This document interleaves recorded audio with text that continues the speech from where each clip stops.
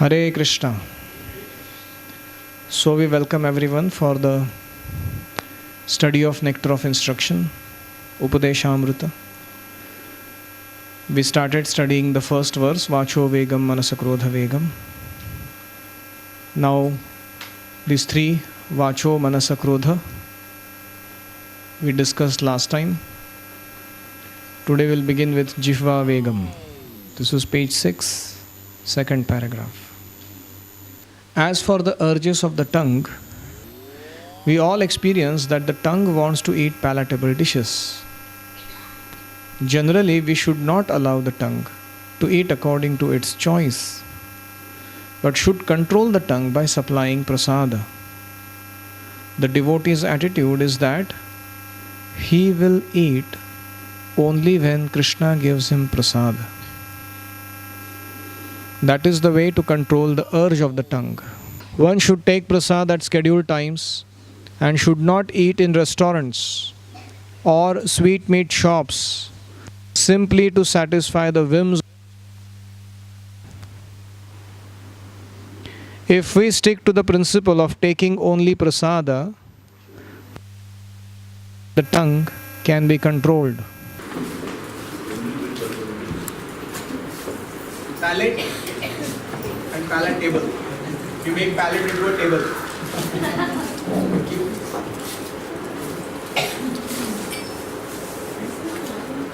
What else? How does it manifest?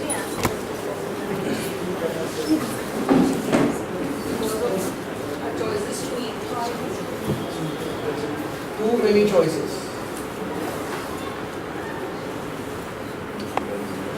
Then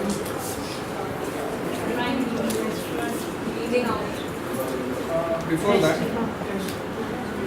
not eating at scheduled time.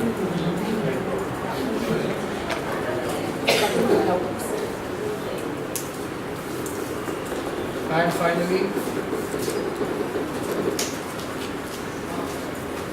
restaurant and sweetmeat shops. Now Prabhupada says there, if there is no food available, can a devotee be allowed to eat in a restaurant? There is no facility by which he can make something. Should he be allowed to eat in a restaurant? Why does Prabhupada say simply to satisfy the whims of the tongue and the belly? So when you are not having an option and you are, it's a matter of survival, it's not a whims of matter of tongue and belly, then so you have to read carefully what it says. Prabhupada was such a practical person that he never said anything impractical. Sometimes our devotees are so fanatic in our representation. We usually put off people by saying things that are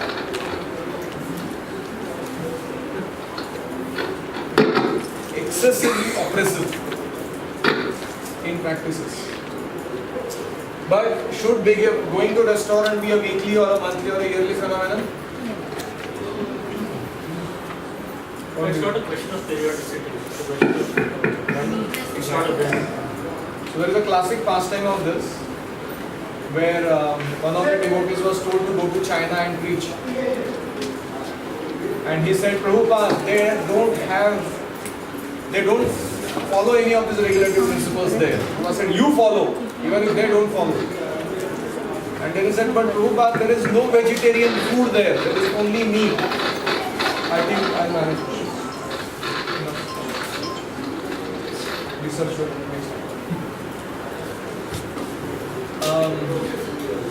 what? There is no vegetarian food there in China. What did Prabhupada say? Eat meat but preach. And that devotee was kind of shocked, jolted. So the point is, one has to let go a lower principle for following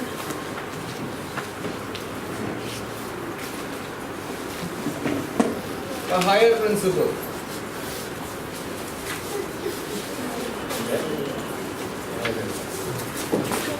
In our lives, we usually don't understand where to compromise and where does the compromise become self-gratification.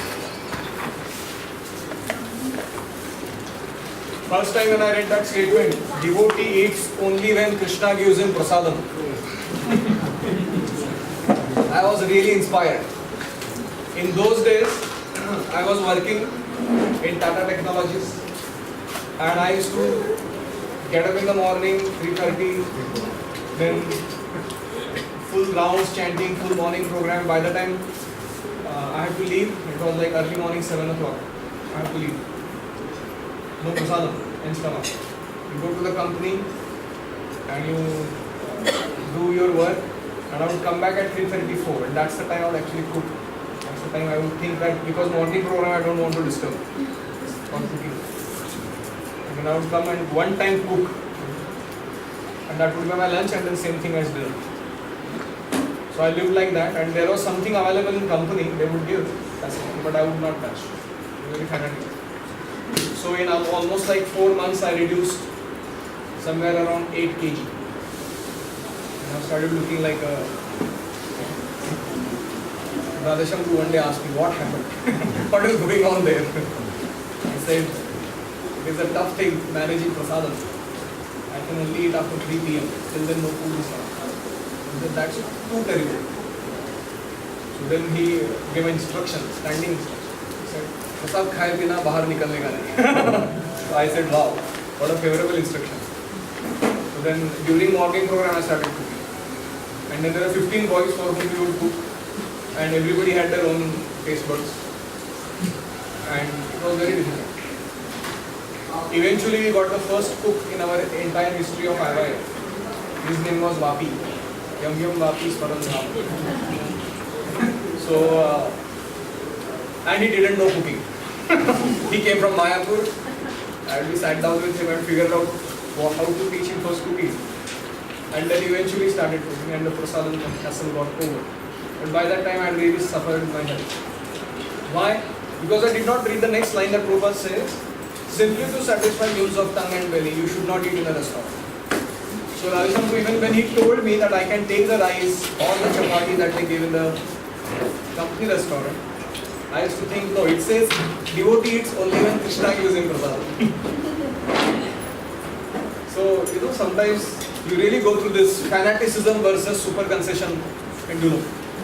All of us have gone through that. Sometimes we are rigid and strict like anything. Another time, as soon as we see a pani puri, as soon as we see potata, anything from anywhere, we say, "Abhi, मैंने बहुत दिन तपस्या कर ली." Suddenly I have to now compensate for all that. So we should be very careful of what choices we make. Here we have to judge between relatives also. Correct. When we go to relatives' places also, let us not become so drastically fanatic where we, what we call, not only put off people and put off their Krishna consciousness, spoil relationships.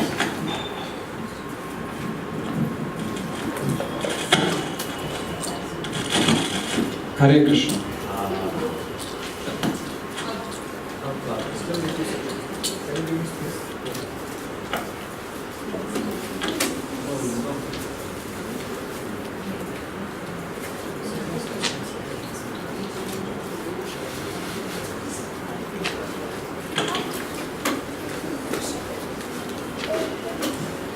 Hare Krishna.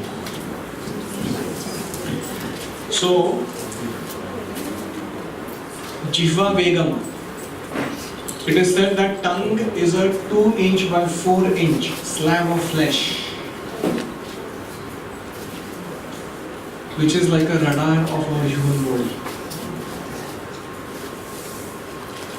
In the huge ships, the entire direction of that ship is controlled by the radar.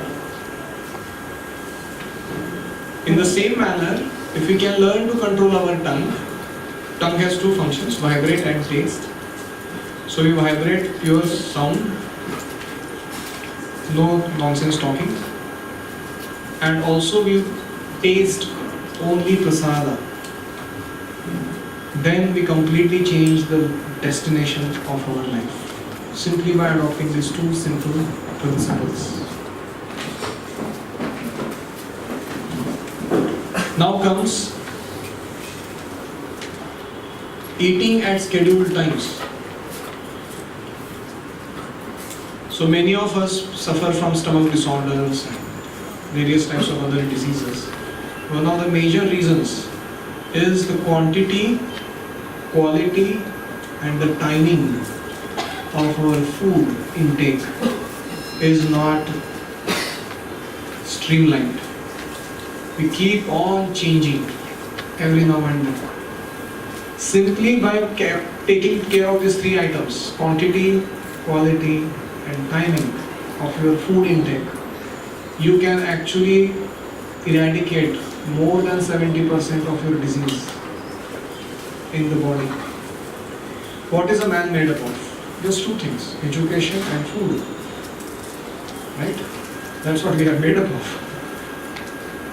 So, where are we getting educated from? From MTV, Bollywood movies, or are we getting educated from our spiritual master? And what kind of food are we eating? Who is supplying us our food? Recently, these Gurukul boys had come. They were sharing an interesting story of their upbringing there. Some boys who were local boys, means they are foreigners, but their mother and father are settled in Mayapur, had a habit that before going to the Gurukul, because they are day scholars, they would actually take a detour and go to a Pani Puri bar. In Bengali they call puchka. Puchka. So they would go and eat a lot of puchkas, either before or after the Gurukul gets over. So what happened? The other Gurukuli boys who were like pure and saintly, they started getting attracted to that stuff. They said, "Arey, inko puchka allowed hai, aapko allowed." So one day what happened? They happened to see that this puchka wala went for number one, and without even washing his hands, he started making the puchkas. Because they were trained in some kind of Brahminical culture, the boys actually on the spot vowed, "I will never eat puchkas in my life." It's like Bhaktisiddhanta Saraswati taking his vow. I'll not eat a bag of flour. So sometimes the story behind the curtains is not known, and that's why we dare eat such stuff. In our hostel days, when I used to stay in my mechanical engineering hostel, things were quite mechanical at that time. In our mess also, the kind of people who would cook the food while smoking beedi, they are stirring things around, whatnot. It was so disgusting. And the food quality will be so terrible. For chapati, you have to get a drill machine or cutter, to make it. Mechanical engineering, right? You have to utilize it. And dal would be like salted water added with some spice somewhere, which should appear periodically in the content. So one day, one boy, he had written on it was a white color sanmaika where the door was placed, and on the door that boy drew a very beautiful picture of a bull putting his mouth into fodder. And उसके नीचे उसने मराठी में लिखा था, येथे उत्कृष्ट पशु खाद्य मिळेल. Best animal food available here. पशु खाद्य. Oh my God, that hostel lady was so upset. She took the whole hostel on her head that day. And it was done with permanent marker. She had to literally change that sanmaika. So we all have our experiences, I guess, with good and bad food earlier. Now that we have come to Krishna consciousness, sometimes we don't value prasada. Devotees often take so much quantity and they don't complete it. My mother, first time when she came, with the big chammach that we have, spoon, with that somebody gave her sabji. And she looked at the sabji and looked at me. Itki sabji आमच्या घरी 4 लोक खातात. 4 people eat this in my home, she said. I said, really? I kind of stopped thinking about those things now. So,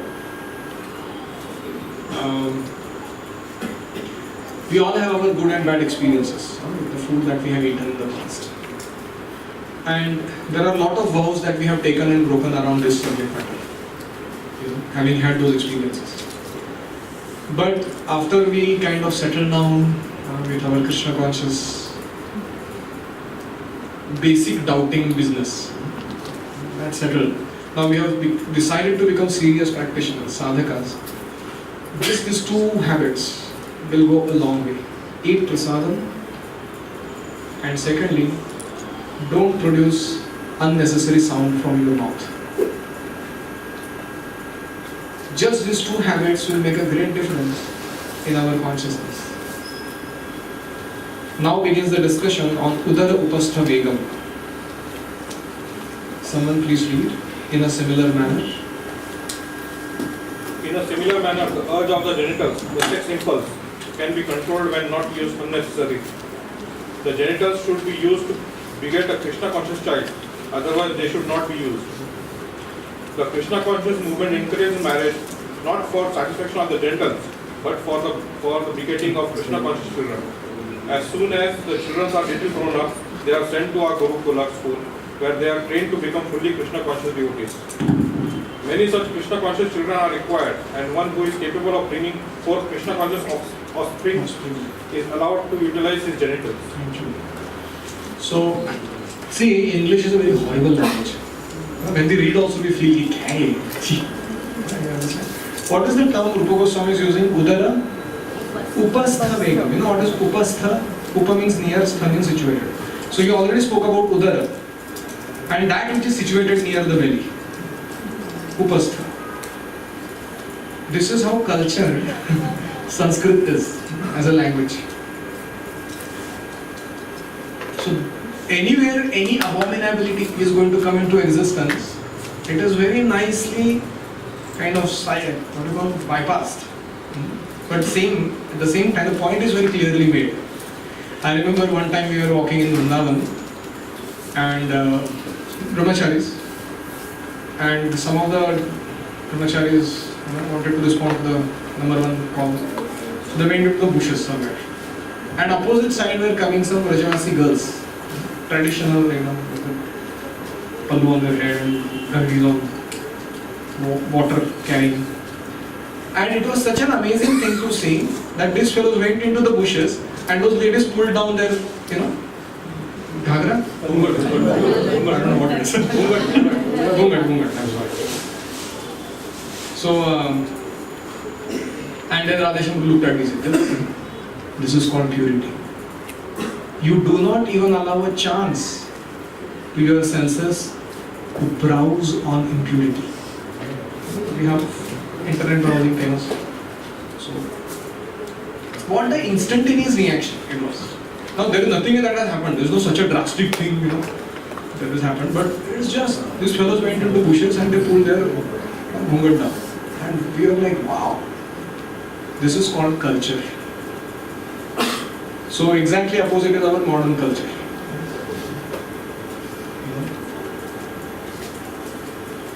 Dushasana advertisement industry, disrobing Draupadis and wanting to watch their beauty naked. And this culture will actually not only make wars happen, but it will actually kill civilizations eventually.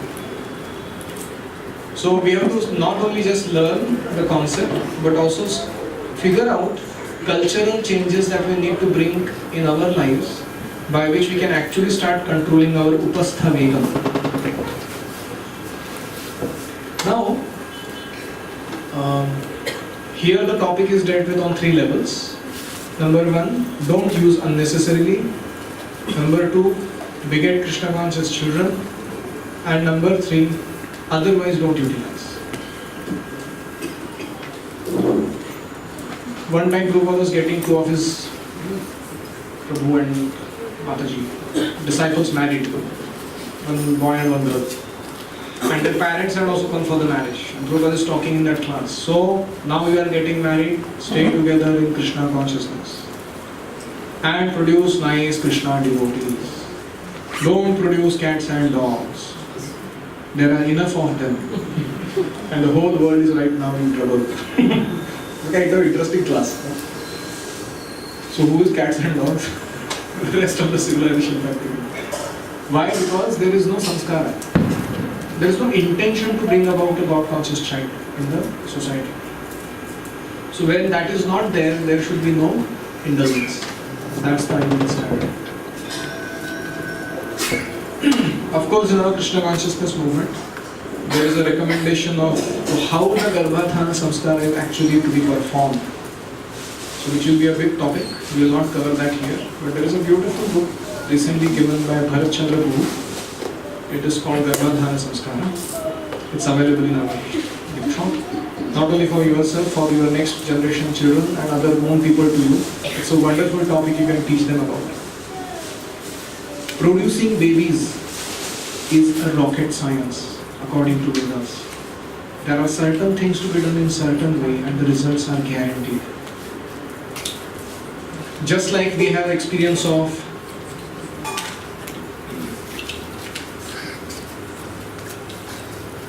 who was the earlier Sutapa and Pushni. Right? Sutapa and Pushni, they performed severe penances to have the Supreme Personality of Godhead as their child. And as a result of their penances, Lord Brahma appeared to them, and when they asked the benediction that we want, actually Lord Narayana appeared to them, we want a child like you, they said. Lord Narayana, there is nobody like me, I only can become your child. And there the purport Prabhupada says, if one is determined and one follows the standard procedure, he can even beget Supreme Personality of Godhead as his child. This is how great a rocket science this is. One has to really follow those principles. One will actually beget a desired type of progeny. But unfortunately in modern times, usually people have no control over their sex impulse. They indulge in artificial means or try and repress it by artificial means. The natural conception, progeny from coming up in this world. People say sex is natural, but then contraceptives don't grow on trees. Right? They are manufactured artificially. So if sex is natural, then conception is also natural.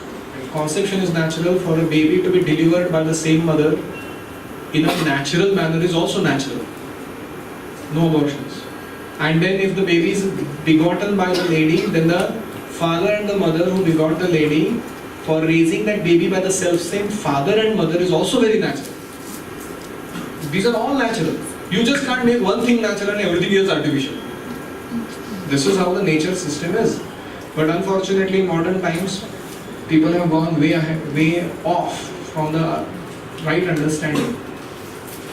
Every third thought is sex life in the mind of a modern man. And if it is not, media and television and billboards make sure that it will be.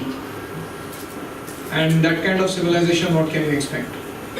So we are told in our Krishna consciousness movement that we should be very, very careful in associating with the opposite sex. First of all, there has to be distance. Then there has to be respect, mutual respect. And then third, there has to be the followers of etiquette. In a way we address or discuss certain things or not discuss certain things with each other. And whatever conjugal rasa one has to experience, that has to be within the married wedlock between legitimate husband-wife relationship. Sometimes in the name of we being transcendental, Krishna consciousness is transcendental to all the mundane things. We don't care. We sometimes do not follow these principles and later on land up in very, very difficult situations. So, in general, there is no excuse to this policy. In fact, we should be all the more careful with people who establish intimacy with us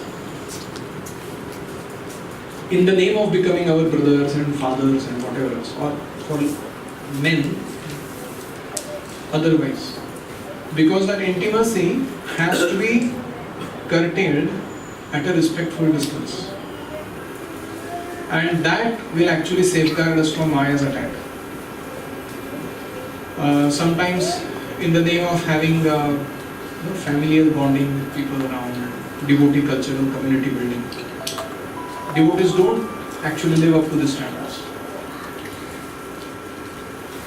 So, Upastha Vegam is not just about begetting Krishna conscious children and otherwise not utilizing sex.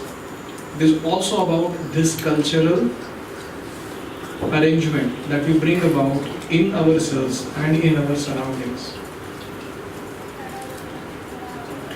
Udara Vegam is not very elaborately described by Prabhupada here in his purport.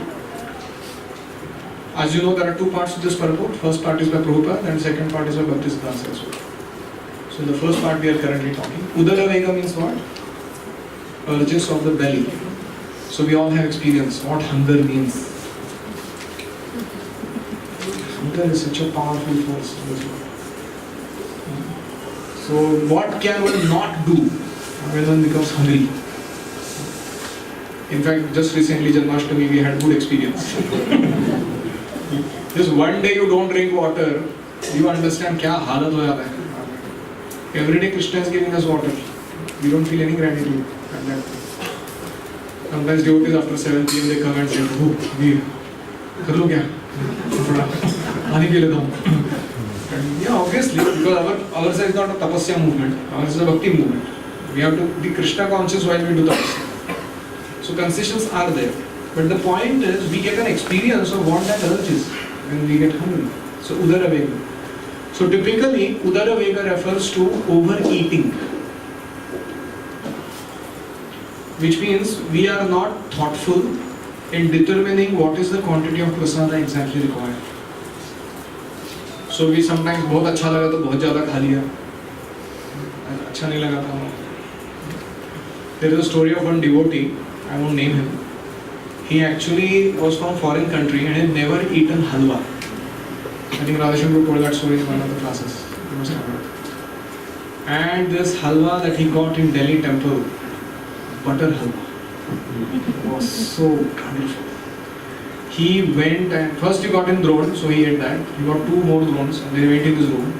Then he got a plate only, filled that up and started eating.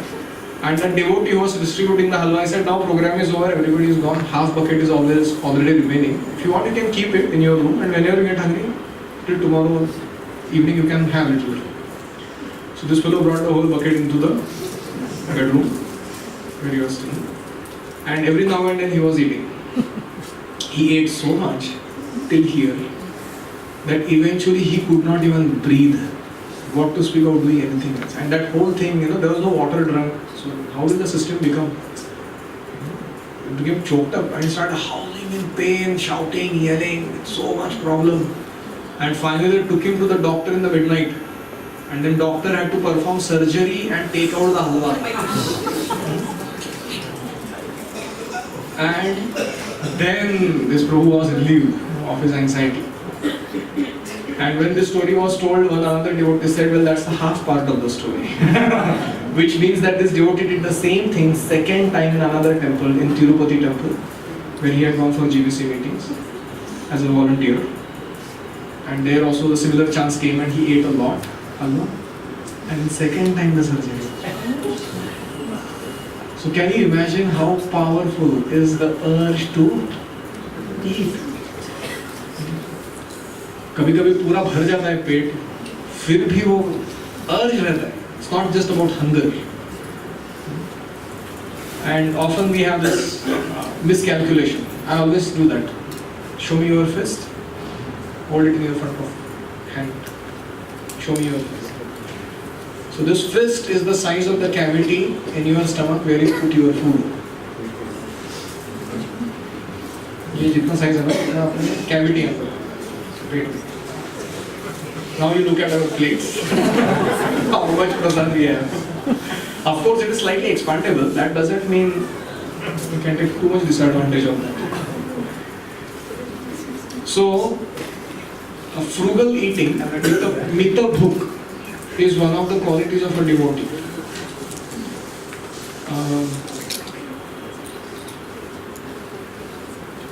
We know Raghunath Das Goswami. He used to eat buttermilk, small leaf cup, once in 3 days. and that he considered sense gratification. I'm wasting my time in bhakti. And we have Bhima, we have another Vaishnava devotee. What is Bhima's capacity? You know that Bakasura story, right? He had carried a whole bullock cart full of food. I think Sunday feast type of, बड़े बड़े बर्तन भर के लेके गया था 3-4-5,000 लोग खाने के. And Bhima ate it all alone. And because he had not drunk water, he kept Bakasura in the armpit. He said, wait a minute, things are not finished yet. He had everything that he wanted to eat, and then he turned towards him and beat the hell out of him. So that's another type of Vaishnava that we have. So who do you want to follow? You want to follow both? Neither. We cannot follow that. Prabhupada said Raghunath Das Goswami was Raghunath Das Goswami, and he did what he did. Bhima did what he did. We cannot even compete with them. Compare with them. And therefore we have to become observant of how much intake of food and what type of food and what quantity of food suffices my needs. We generally don't do that as a research. So you have to decide that this much amount of this is okay, 2 chapatis are okay, this amount of dal is okay, and you have that on a regular basis. And usually you will see the system runs fine. And one of the most important practices is Ekadashi. Ekadashi, of course we know the spiritual significance of Ekadashi, that I will not discuss now. But one of the good things that Ekadashi does is, there is breakdown maintenance and there is preventive maintenance. You heard this term? System breakdown होना है क्या उसको maintain करना. You do so much overeating and all kinds of. Gaur Nataraj had come, he was telling people eat. In Ayurveda there is a treatment where you put a cloth in your mouth, wet cloth, and it goes, put it inside, it goes all the through the intestines, and then you pull it out. And along with that comes 14-year-old tomato skins and all that stuff, that is all stuck around inside the linings in the intestines. What is it called? Dhoti. Dhoti. So, can you imagine fossilized food in the stomach? सड़ा हुआ कितने सालों से पड़ा हुआ है. That produces all kinds of diseases sitting there. So one has to have an agile system. And Prabhupada said, this is heavy. One who goes once for clearing is a yogi, twice is a dhogi, and thrice is a rogi.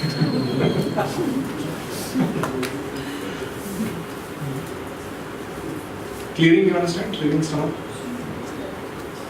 So sometimes we are not neither studied Ayurveda nor are we inclined to follow it. Ignorance is bliss. And we just go on with our habits. But we are also paying a price for those habits, which we don't realize when we break those principles. Any comments or questions so far?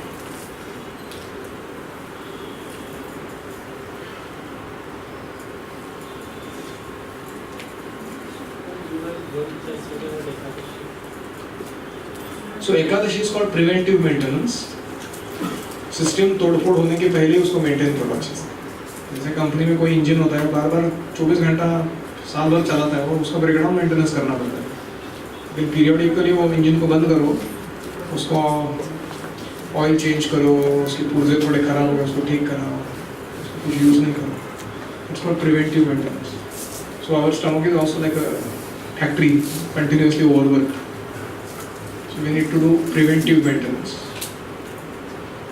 Some people say that we should eat 6 times in a day, small amounts, and some people say we should have only 2 meals in a day, somewhere around 10, somewhere before sunsets. So which one is? There are big debates that have happened everywhere on these topics in our ashram, also amongst other devotees. My understanding of this is very simple. Every devotee has to be very observant of the system and then make choices accordingly. Because everybody has different type of a system. So deities eat 6 times. Sweet. Why that system is there? Because that's an Ayurvedic system. That's how you are supposed to actually eat. But because deities are self-controlled, so to say, not self-controlled, they need to, but we are not. So when we go to the 6-time business, we really get a lot that we do. So it's better to restrict it somewhere. So 3 times. This regulation should come from childhood, isn't it? Yes.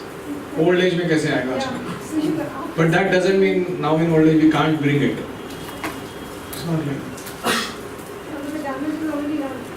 So what? But the choices that we are making now will bring back whatever good it can. And at least in next life we will have the determination to continue on. Yes. So you were mentioning distance, respect, you deal with the following of etiquettes. Etiquettes like man and woman should not talk in alone. Is regarding the age or Age also, like Prabhupada said we should call women as mother. Now, of course, there is another movement in Islam that says we should call them Prabhu because we are all spirit souls. Nobody is Mataji and nobody is male or female as I am. But whatever the debate be, at least in India the culture is okay. We need not go into the Western mentality. We can call them as mother. In fact, when we deal with them, they also get to know how much motherly do we treat them. And accordingly they reciprocate. So, etiquettes following refers to like when you send an email, you put one person in CC or when you communicate on SMS, whatever. There are etiquettes. Where one more person has to be in the communication. So like that, there are etiquettes. Yes. It is mentioned in Ayurveda that you should not drink water while eating. But sometimes when we eat some dry thing, we get choked up. So You are allowed to drink water whenever your system tells you. So if your food needs, yes. Your system is so nice. If you just live naturally, it tells you what you need, what you don't need. You keep quiet now. हो गया अभी खत्म. Like people say when the first burp comes after eating, that's the alarm. It tells you अभी हो गया. मेरा काम है. अभी उसके बाद अगर डालते हैं अंदर तो फिर वो उसको तकलीफ होता है. So like that. Yes. Prabhuji, this is a question regarding prasadam wastage. So sometimes it happens that it's not cooked to perfection. There's too much salt or too much spice, and it's not fixable. It is not Fixable. fixable. Okay. So what should we do then?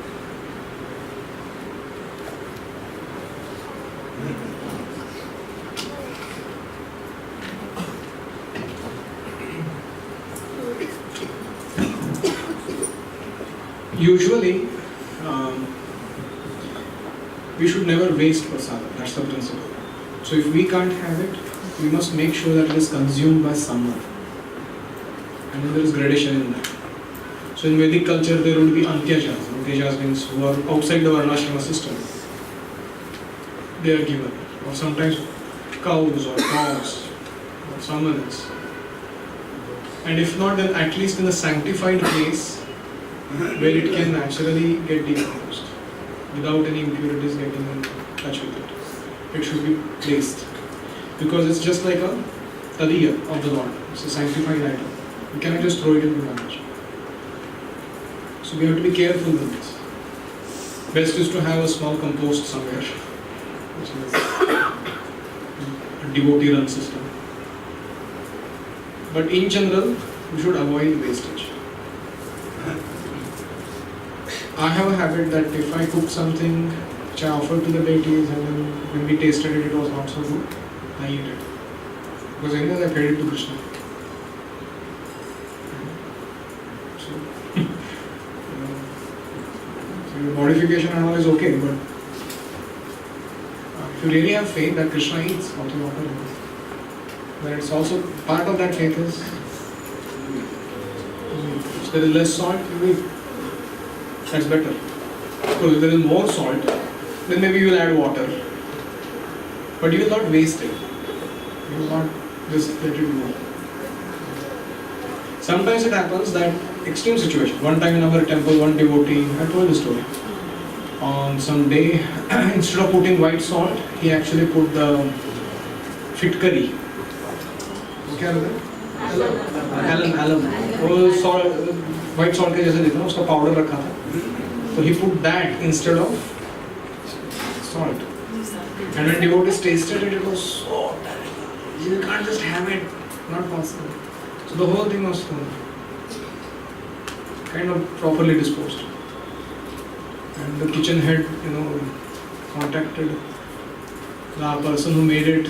He said, well, it was not written there anything. I just thought it was a salt, I put it. So the kitchen head graciously fasted that day because he made so many devotees not have proper wisdom. So that kind of things. So even for our not cooking properly, we have to consider some due quota of not punishment. It's a self-imposed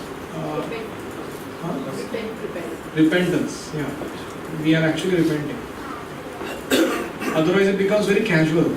Our cooking is casual. The way we enter into kitchen, the way we eat there, the way things happen. We don't feel that this is Radharani's kitchen. It's the most sanctifying place because here is where your consciousness starts.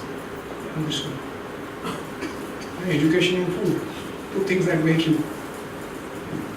In fact, there are families, now don't get scared, in ISKCON that don't enter into their kitchen without taking bath.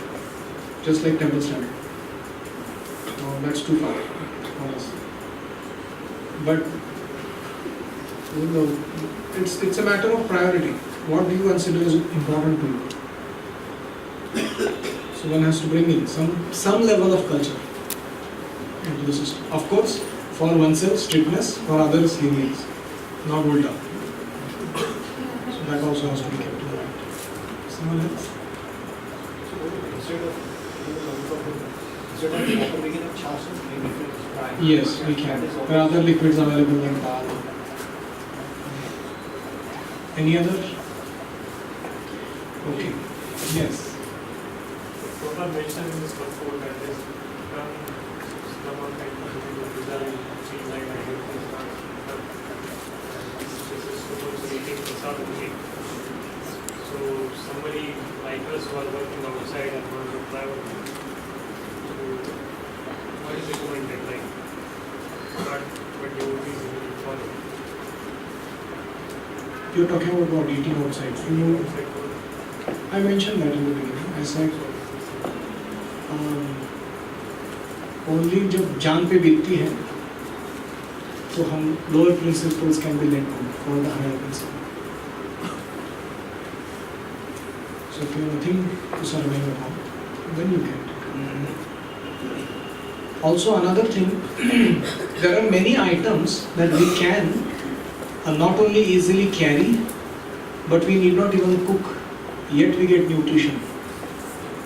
Dates, sprouts,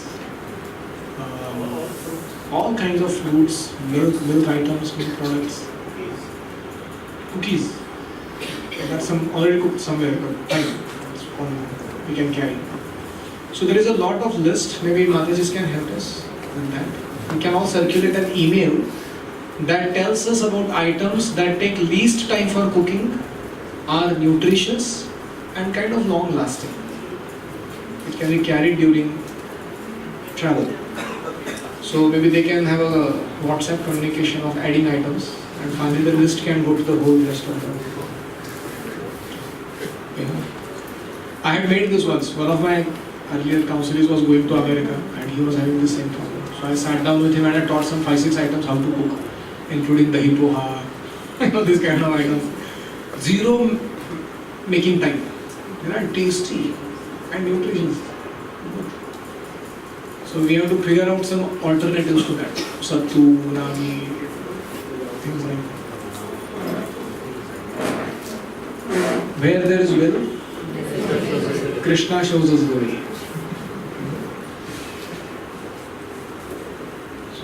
I have seen in my personal life also. If you are really determined to have prasadam, from somewhere it appears. God knows how it appears. Late night sometimes in temple or someplace. So whatever you need to satisfy your hunger comes. Till date, I have no experience where other end has kept us hungry. Even in odd situations. कि उधर मिल नहीं सकता था कुछ खाने के लिए, उधर मिल गया. And sometimes the items that we got were like unexpected. You really get something nice to eat.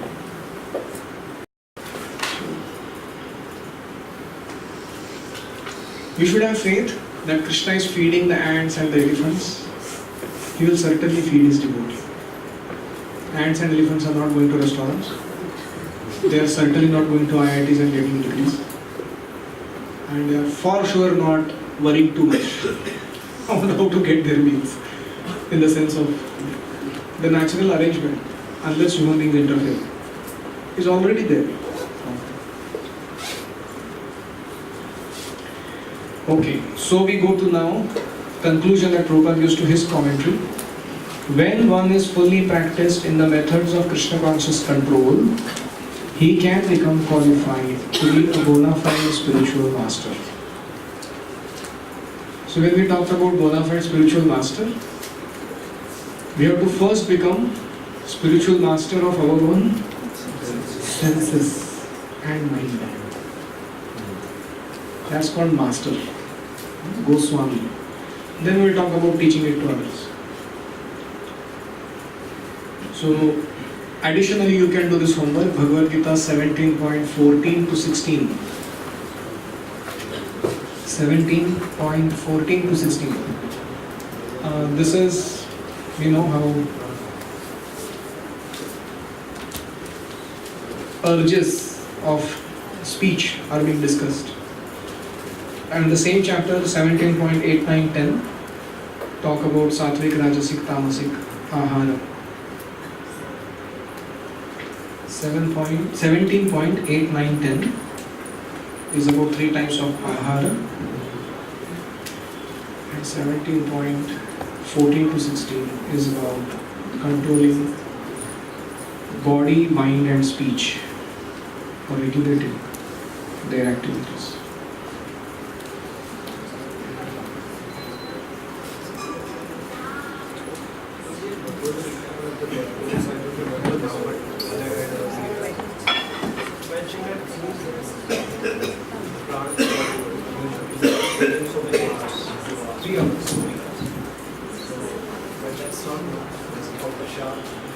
His question is, we have heard in Bhagavad Gita that after 3 hours the prana shakti in the food goes away and it just becomes like a dung matter, normal food. So what happens to prasadam? If the prasadam is just kept like that, after 3 hours, does it have that vitality or energy? The spiritual component of prasadam is never destroyed. Just like in Jagannath Puri, the Telanga cows would chew and spit out some rice, which Raghunath Das Goswami would eat. Why? Because he had complete faith that that spiritual potency of the prasadam is never destroyed. But we certainly cannot imitate that type of a standard. If we do that, we will fall sick. So sometimes it is better not to eat such type of things than to, in the name of God, we are translator, prasadam is translator, getting into trouble. Is it recommended as now we're talking of spiritual and of course nourishment, quality of food as well as spiritual nourishment and whatever required for the body. So if possible, ideally we should eat within 3 hours of preparation so that we get nourished. That is for cooked food. It is not that. See, prana shakti is dependent on what item it is. Like for example, you make some laddus and keep them. It's not that it is all gone after 3 hours. Abhi kuch nahi.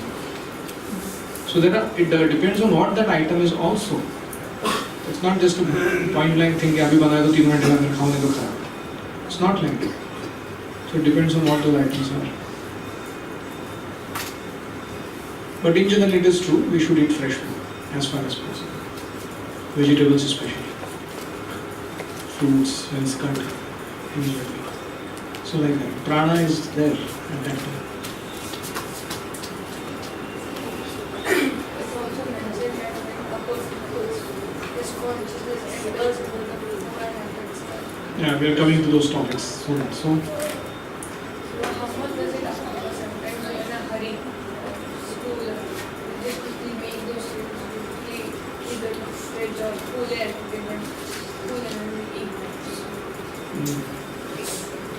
usually these quick things happen because of irregulated life. But if one is having chalked out plan for sleeping on time, waking up on time, cooking on time, eating on time, then usually last minute hurries don't happen. So we should try and make that change. If not, sometimes devotees have this habit that they treat the altar like a bhoga to prasad conversion machine. You know? So you cook something fast, bang, put it in the front of the bang, ring the bell, chant those prayers, and you tell Krishna, please, quick. Time नहीं है. And then कितना minute का offering लगाओ? 1 minute, 3 minutes, 5 minutes. You know, all that goes on in the background. ये यथा माम प्रपद्यन्ते ताम सदैव भजामि अहम्. It is not that Krishna won't reciprocate with you. Depending on time, place and circumstance, he will reciprocate. But at the same time, what is our duty that we should do? We cannot just take Krishna so much for granted that, you know, every time I put an offering, Krishna has to eat it. ऐसा कुछ नहीं है. Krishna says, Patram Pushpam Phalam Toyam Yome Bhaktya Prayachiti. One of the components of bhakti is attention to details, quality of the offering, and also the mood in which you treat the Lord when you make that offering. So that's Bhaktya Prayachiti. Tad aham bhakti uparutam ashnami. Twice he says. So Krishna is not obliged. You may try and do your 2 minute, 5 minute offering. Krishna says, you put it, you take it away. What's your, what am I supposed to do with it? So it's Swarat, completely independent. We cannot put him into our mold. So we have to be very careful with this. So every time we make an offering, we have to pause and actually make a personal prayer to Krishna, thinking about our spiritual master. So then this tendency will go away. It's quite natural to become mechanical for us. And the prayerful attitude is what breaks that mechanicalness in our activities.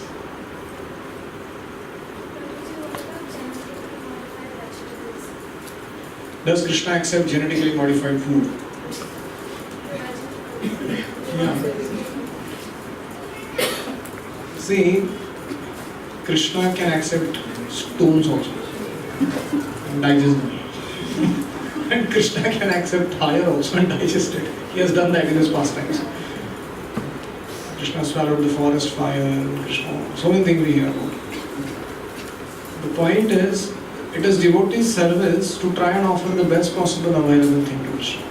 So in our current setup, say we are able to do X level of service. We should be conscious that in near future I would like to go to the next level. I would like to really start supporting Krushi Gorakshawani Jam in the Vedic manner, agrarian-based society, at least eating organic food that is preferably made by devotees and harvested by devotees. We should try and communicate this type of setups and systems to facilitate it. Our problem is we want to remain in our passionate cities and we want to be what they call city comfort addicts, and we want everything natural, organic, fresh, pure, clean. So we have to make a conscious choice. In due course of time, we should not rot in this situation. Especially Grihasthas. Prabhupada said they should have their own independent systems of Krushi Goraksha Management. They produce their own food, they have their own education system. If ISKCON can just develop these two things, our own education system and grow our own food, Prabhupada said nobody can control you in this world. How does anybody control you? through food and education. So we have to have our own system for that. And which we unfortunately don't have even after 50 years of our glorious march. And it's a high time. So each of you can individually think, if not individually you can't do, but in groups, can such an endeavor be made possible? And take some guidance from those devotees who are doing it very well. And not just get into something in an excited way and get into trouble. And figure out this facility, where our food is pure as much as possible. Yes. Prabhuji, in the context of like a hurried offering, sometimes it happens that the child is really hungry and we still haven't True. offered. So what That's is the what I best said. You can solution? pray to Krishna, my baby is very hungry. And I'm so sorry, I have to remove this offering in a minute. And I'll try next offering that I make, I will make it nice, elaborate, on time, you know, little nicely longer enough for you to eat properly. See, that's what I meant by our mood in which we do those things. So are we treating Krishna like an unwanted guest in our home who has to be fed before we eat? क्या करें ना खिलाना पड़ता है कभी खाना that kind. So we can make that choice and we can accordingly make a prayer and let those things not become very regular. There are ways by which you can actually have multiple sources of food which is preserved, which can be given when they are hungry, and every now and then there need not be a need of the fast forward offerings. Yes. So I have two questions. Although I know your answer, I still want you to compromise a little bit for me. When you do Achman generally at the major rivers, those rivers are not at the same condition what probably in the older.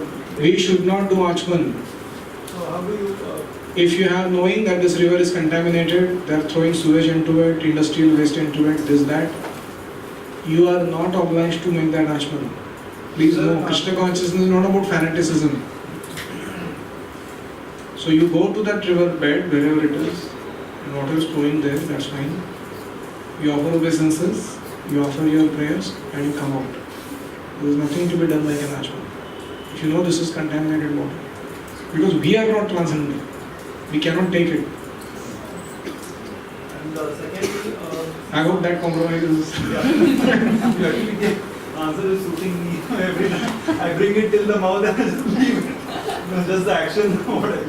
Yeah. Okay, secondly, places like Jagannath Puri, you see there are a lot of these sweet meat shops which are open and there's so much of dust and flies and everything.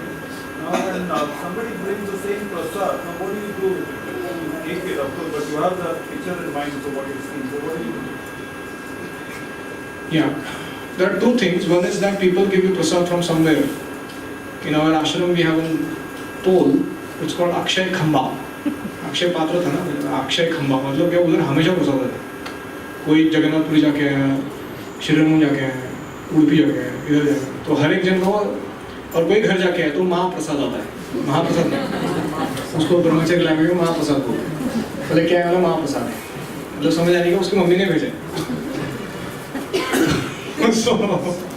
So all that prasad comes and it is kept there. Anytime, any fellow feels hunger too much, then he can eat.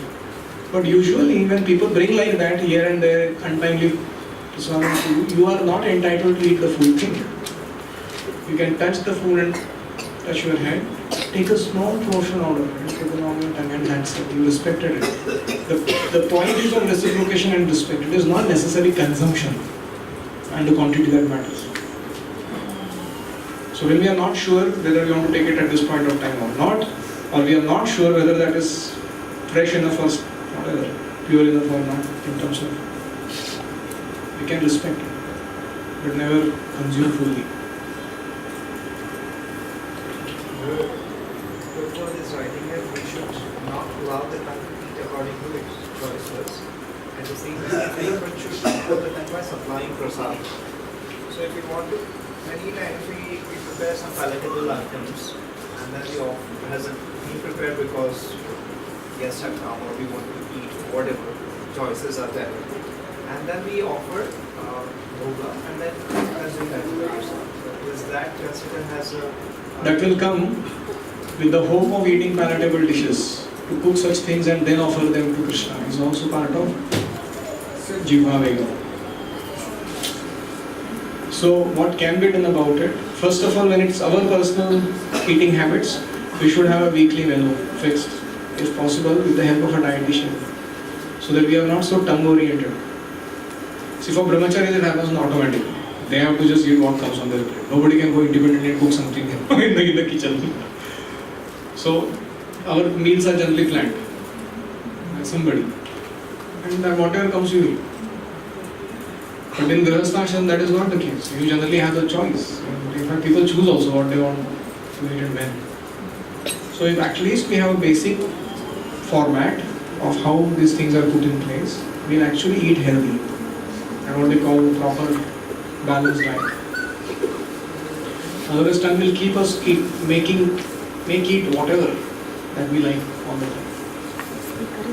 And as far as the people who visit our home, yes, if there are Vaishnavas whose tastes we know that they like, say pizza, whatever, then we are not tasting, we are not cooking like, in the mood of wanting to. We are actually wanting to serve. Krishna appreciates that. But when we are making that offering, we are not thinking of them eating it. We are actually thinking of Krishna having it and enjoying it.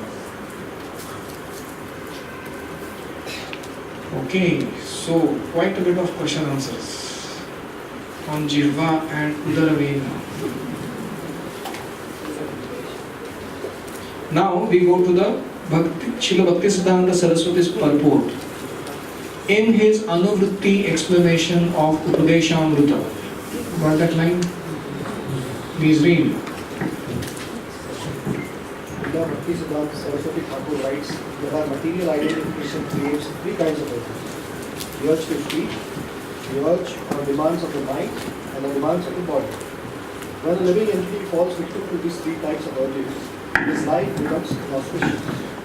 One who practices resisting these demands, all urges, is called a tapasya, or one who practices austere. By such tapasya, one can overcome victimization by the material energy, the external potency of the Supreme Personality of God. See, Bhaktisiddhanta Saraswati's writing is so crisp and yet so powerful. When the jiva comes from spiritual world into material world, what does he undergo?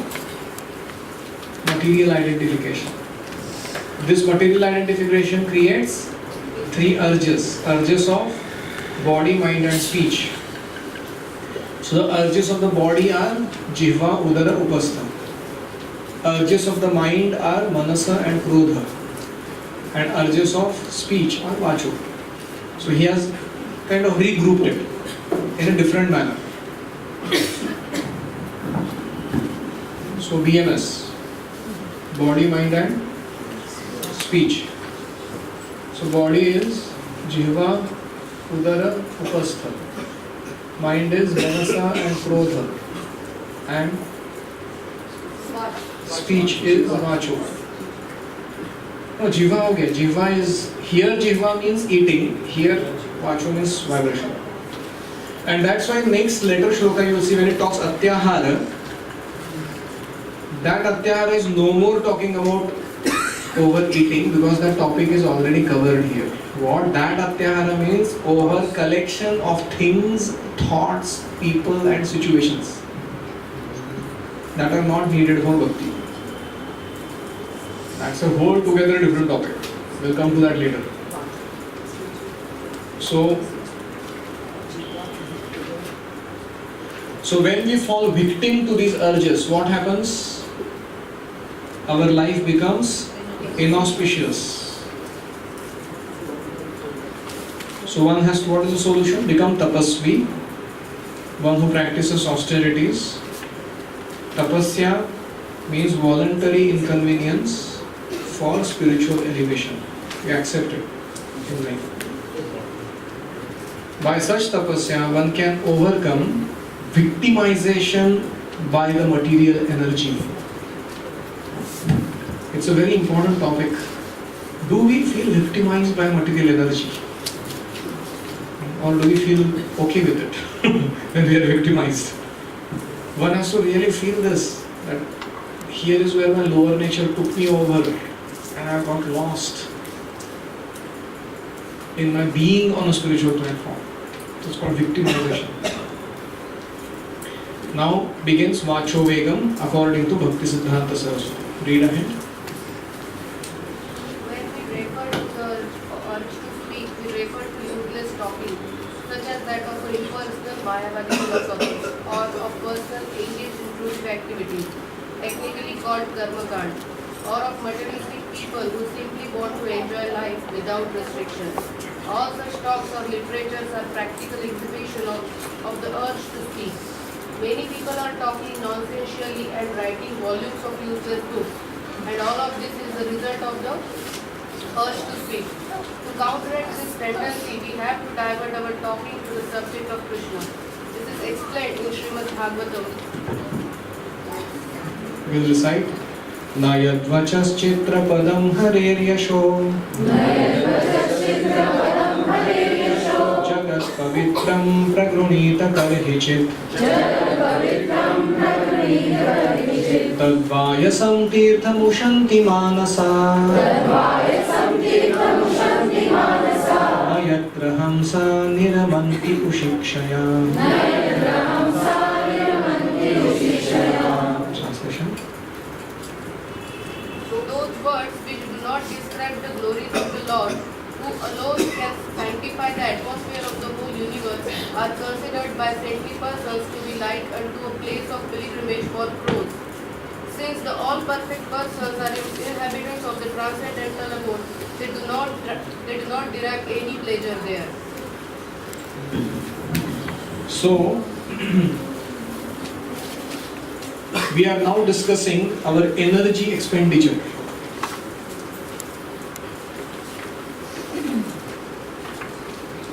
So when you do physical expenditure of activity, say it causes X amount of energy loss. We have run or whatever. Similarly, overeating and other things. But when it comes to mind, I meant to say Vacho, it is much more. I don't know how much it is, but let's say 10x, for example. The amount of energy you spend when you talk is far more than the amount of energy you spend when you do physical activity. And then, when it comes to Manasa and Krodha Vegam, it is like 100x. It is that amount of energy. So people say, अरे पहले सब लोग डांबर road बनाने का काम करते थे, building construction करते थे. आजकल white collar jobs, we sit in computer and do software engineering. Actually, the amount of donkey work, hard work that goes in that kind of effort is actually far more greater. And the loss that one experiences of human energy through it is far greater than doing those physical activities. In fact, those physical activities were good because at least they gave some movement and vitality in the other organs of the body. So in this way, we have to be very careful. Where are we expending our energy? So all of you, I think, either come from Vaishya background where you are very calculated with money or whatever. You have to figure this out. ये energy expenditure extra नहीं करना. So here begins the topic. How does Vacho Vegam manifest according to Bhakti Siddhanta Saraswati? Speaking uselessly and writing nonsensical literature is an expression of Vacho Vegam. And now blogging in modern times. People make blogs on internet. So unless there's some substance to talk, usually they spread nonsense around. So exact opposite is the message of Bhagavatam. Nayad vachas chitra padam hare vesho. That verse is so important in our lives. It says Hare Yashaha, the glories of the Lord, have the potency Jagat Pavitram to purify the whole creation. And by repeated glorification of Lord's activities, what happens? What is that?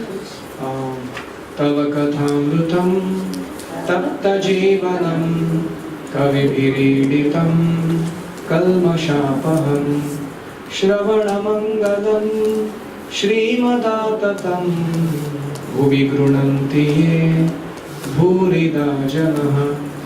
So gopis are telling what is the effect of Krishna Katha. These verses should give us enough conviction that as far as my mouth is concerned, vibration, I will only speak purely and also take in pure sound vibrations as far as possible. So, tad vayasam tirtham. It's an interesting analogy. Literature or conferences, talks that are not about making spiritual advancement are compared to Vayasa Tirtha, a place of pilgrimage for crows. We have seen sometimes, there is a huge municipality ka that kachara ka ghanta gadi, and on the brim of that are sitting some 20-30 crows. Round table conference, and periodically they jump inside, and I don't know what all they suck into, but then they come out, and sometimes they quarrel over those things as if it's a very great treasure. So in the same manner, materialistic people are riveted in the flesh. Their consciousness doesn't go beyond it. So all these magazines, Hollywood, Bollywood magazines, this actress likes this toothbrush, this fellow had that affair with this person, and this fellow has undergone some skin surgery. This is all, what kind of talk is this? Completely rooted into flesh. So this is called Vayasa Tirtha, place of pilgrimage for crows. Interesting word, pilgrimage. Vayasa Tirtha. And exactly opposite, Ushanti Manasa, people who are thoughtful, what do they prefer? Like a swan. Swan will never go into abominable places and make a home there. He would actually stay in Manasarovar-like places where lotuses and lilies are blooming with nice pollen from the lotuses to eat as his food. That's the kind of places the Hamsas go. So a devotee does not pay heed or interest in studying or propagating such mundane expressions of Vacho Vegam. That is the concept. Then what does a devotee do? The next question. That is stated in the next verse. Tadvad visargo janatagha viplavo yasmin prati shlokam abadhavatyapi namani anantasya yashonkitani yat Shrumbhanti gayanti grunanti sadhavaha. Translation. On the other hand, the literature which is full of descriptions of the transcendental glories of the name, fame, forms, pastimes, etc., of the unlimited Supreme Lord is a different creation, full of transcendental words directed towards bringing about a revolution in the impious lives of this world's misdirected civilization. Such transcendental literatures, even though imperfectly composed, are heard, sung and accepted by purified men who are thoroughly honest. Tad Vag Visarga. Vag Visarga means creation of sound. What does it do if it is about the Supreme Lord? Janata Agha Viplavaha. It creates a revolution in the sinful life of a population. Agha means sin, Viplava means revolution. Yasmin Prati Shlokam Abadhavatyapi. Even if every statement made is not grammatically well composed or sometimes not very, what we call eloquent, well edited. But if it is talking about God, Namani Anantasya Yashonkitani, then what happens? Shrunvanti, Gayanti, Grunanti, Sadhavaha. Those who are thoroughly honest, sadhu, Sat, from that word comes Satya, and from that also comes word Sadhu. So one who is thoroughly honest or truthful is called Sadhu. So Shrunvanti here, Gayanti describe, and Grunanti accept. Sadhava. Although those words may be imperfectly composed, they are accepted by people who are thoroughly honest. When Srila Prabhupada went to America, somebody gifted him a tape recorder.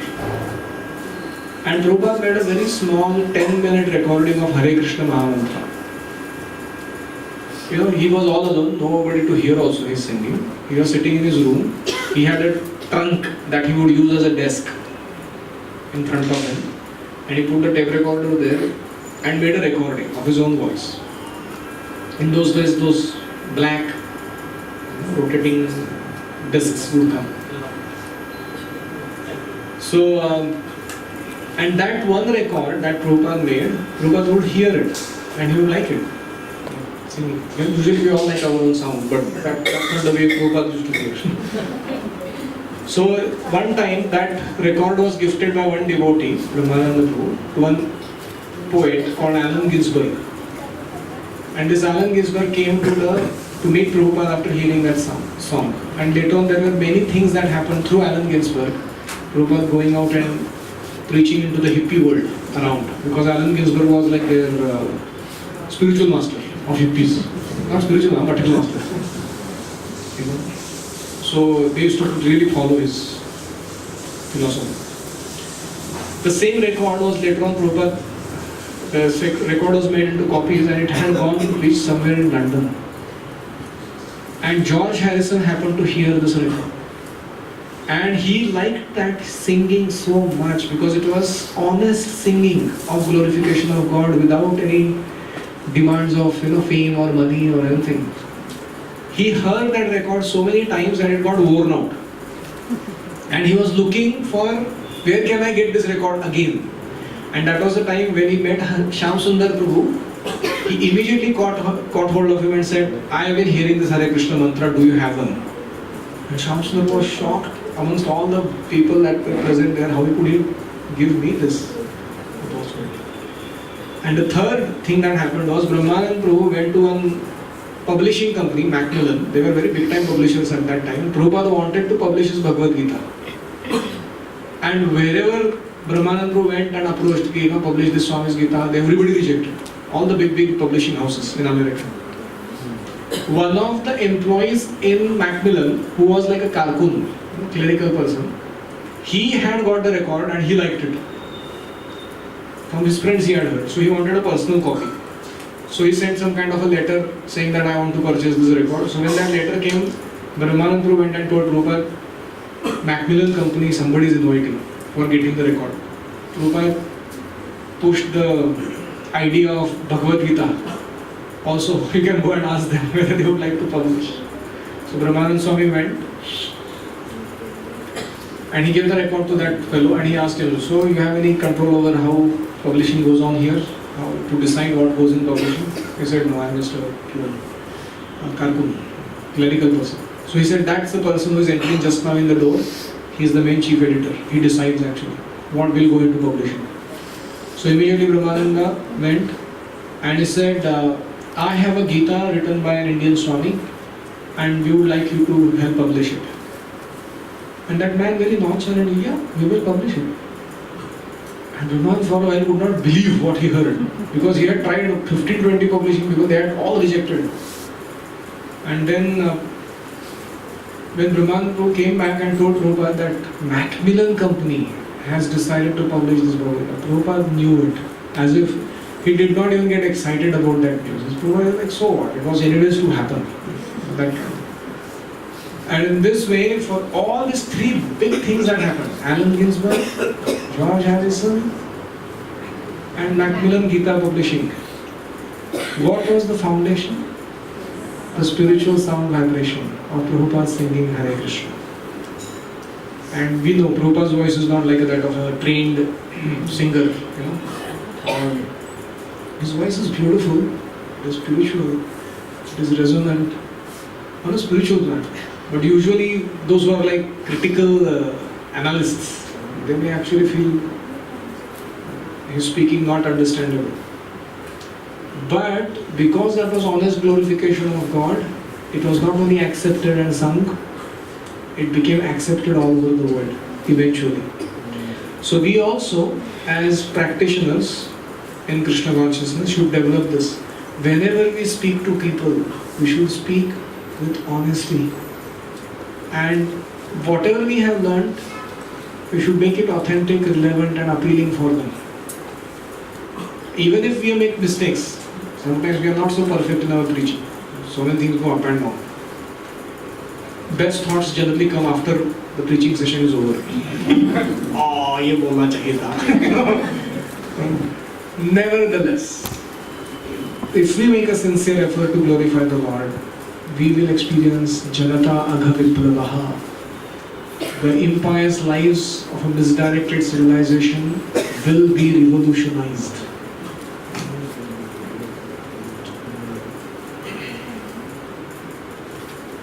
Now finally, the conclusion is that only when we talk about devotional service to the Supreme Personality of Godhead can we refrain from useless nonsensical talk. We should always endeavor to use our speaking power solely for the purpose of realizing Krishna consciousness.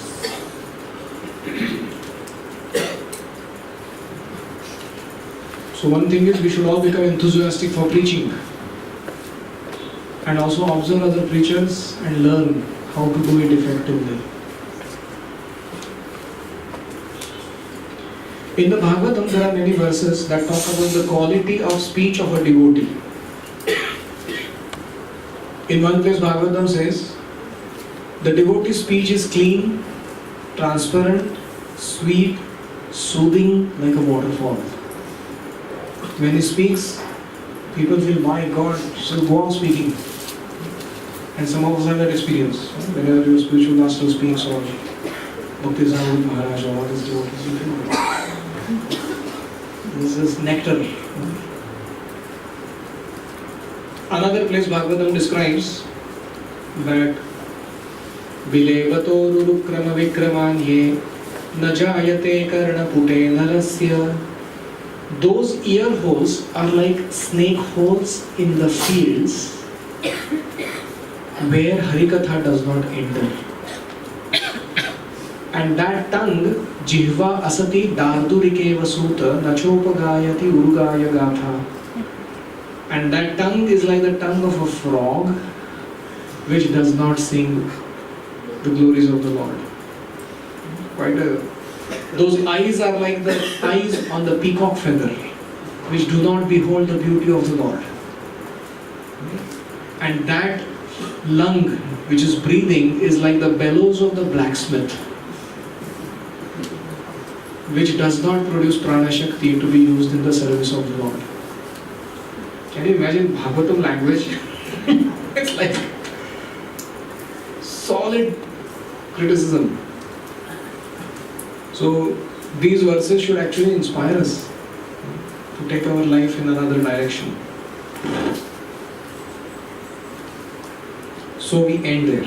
Any comments or questions? Can you leave those verse numbers for me? These two I don't know verses. the numbers. Bilay Bator Urukrama Vikramanye. That's one verse.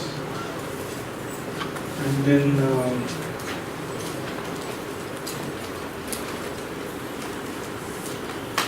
Barhayate te nayane naranam. That second verse. Of course, that whole series goes on further. Actually, those are instructions for the renounced order of life people. That Shukadeva Goswami is like, he's giving a full dose. He says, what is the need of any sadhu going and begging a rich landlord for food, clothing or shelter? Are there no trees in the forest who give fruits? Have rivers stopped providing water? Or the caves in the mountains have become less merciful in not giving shelter? Or are there no Upabarhana Ikyam? So he says, your hands are not sufficient for you as a pillow, why do you need a upavarahana, means pillow, actual pillow?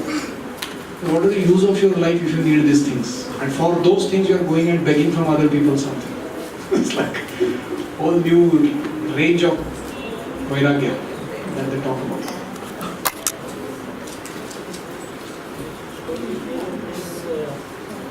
Last sentence in that conclusion mentions you should always leave your speaking Solely. for the purpose of realizing Krishna consciousness. As you were reading, I was expecting it would be spreading Krishna consciousness, but here it is written realizing. There are three levels in which we can use our power of speech in Krishna consciousness. One is called self-preservation level. What is the question? His question is, I thought power of speech is to be used for preaching. That's what I was discussing. But here it says it is to be used for realizing Krishna consciousness. So I am explaining now. The three usual levels. First level is called self-preservation level. For example, for a grihastha used to go to the company and talk to his boss. And your boss asks him where is the report, he said that's not Krishna conscious. And you can't tell that to your boss. So there is a self-preservation level where it is indirect Krishna Katha, while we earn our livelihood for practicing Krishna consciousness peacefully. That's one level of talk. So you should be conscious there, what are we doing exactly, how much. But in general, that is allowed. Kamasya na indriya priti labho jiveta yavata. Whatever is needed for self-preservation, you can do. No problem. But jivasya tattva jidnyasa, the main purpose is tattva jidnyasa. Nartho yascheha karmani. Otherwise there is no purpose of karma, acting in this world. So second level of talk is the talk that we hear or speak when we are very contemplative about Krishna and we are consciously using it as a glorification. Like we chant our rounds or we recite shlokas or we... So that is another level at which we, for our own development of Krishna consciousness, are using our power of speech. And the third level of course, is to teach it to others as far as they can accept. So, when we are speaking, especially when we teach Krishna consciousness to others, whether the audience benefits or not, we tremendously benefit. Because the speaker has to really organize his thoughts, deeply contemplate about them, and most importantly, have exerted to apply those teachings in his life. Because audience will then see under telescope and microscope कि ये कितना बोलते हैं, कितना खुद follow करते हैं. So, in that context, we put ourselves under pressure to perform. And that also helps us realize Krishna consciousness. So all are needed, all those three types. So when Prabhupada says one should always endeavor to use speaking power solely for the purpose of realizing Krishna consciousness, that includes both the second and the third type of speech. Any other? Thank you all very much. Upadeshamrita की जय, श्री रूप गोस्वामी पाद की जय, श्रील प्रभुपाद की जय, गौर प्रेमानंदे।